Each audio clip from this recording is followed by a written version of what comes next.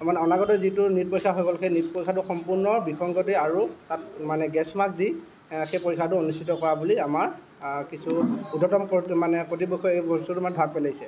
গতিকে সেইফালৰ পৰা আমি ক'ব বিচাৰিছোঁ যিটো নিট পৰীক্ষা বিসংগতি হৈছে সেই বিসংগতিটো আমাৰ যিসকল ছাত্ৰ ছাত্ৰী সেই ছাত্ৰ ছাত্ৰীসকলৰ লগত যিটো হেতালি খেলিছে সেই হেতালিটো আমি কোনো কাৰণত আমাৰ NSUI আমি সহ্য কৰিব পৰা নাই আৰু আমি কোনো কাৰণত গ্ৰহণ নকৰোঁ। গতিকে আমি এক্সাম হোৱাটো বিচাৰিছোঁ আৰু লগতে আমাৰ যি ঊৰ্ধ্বতম কৰ্তৃপক্ষ আমাৰ যিটো NSUI আমাৰ যি ষ্টেট আৰু মানে কি চেণ্ট্ৰেলৰ তেখেতসকলে এই বিষয়ে যুঁজ কৰি আছে। তেখেতসকলে হয়তো ন্যায়ালয়ৰ দ্বাৰস্থ হ'ব। গতিকে আমি তেখেতসকলক সন্মান জনাই আমিও মৰিগাঁও জিলাৰ তৰফৰ পৰা আমি এটা দাবী জনাইছোঁ যিটো বিসংগতিপূৰ্ণ যিটো পৰীক্ষা হ'ল সেই বিসংগতিপূৰ্ণ পৰীক্ষাটো আকৌ পৰীক্ষা পাতি যেন ছাত্ৰ ছাত্ৰীসকলৰ যিটো ভৱিষ্যত সেই ভৱিষ্যতটো যেন সুদৃঢ় কৰে আমি তাকে দাবী জনাইছোঁ। যিটো আমাৰ নিট পৰীক্ষা হৈ গ'ল তাত আমি যথেষ্ট বিসংগতি আমি দেখা পাইছোঁ।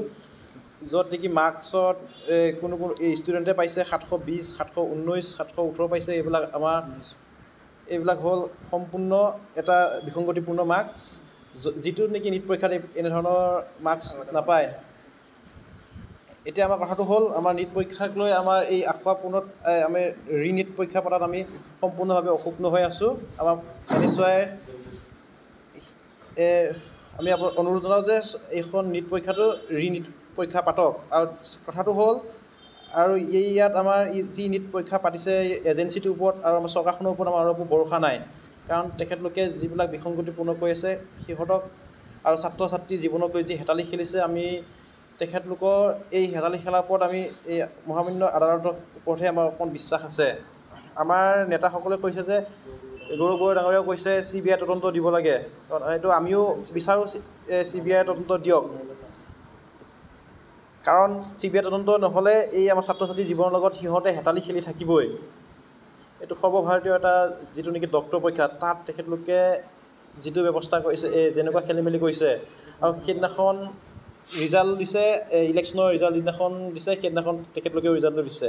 কাৰণ তেখেতলোকে জানে চাগে যে ইয়াত তেখেতলোকৰ এটা বিসংগতিপূৰ্ণ হৈছে। গতিকে সেইদিনাখন ৰিজাল্টটো দিলে তেতিয়া বাকী দল সংগঠনবিলাকে তেখেতলোকক প্ৰতিবাদ নকৰিব।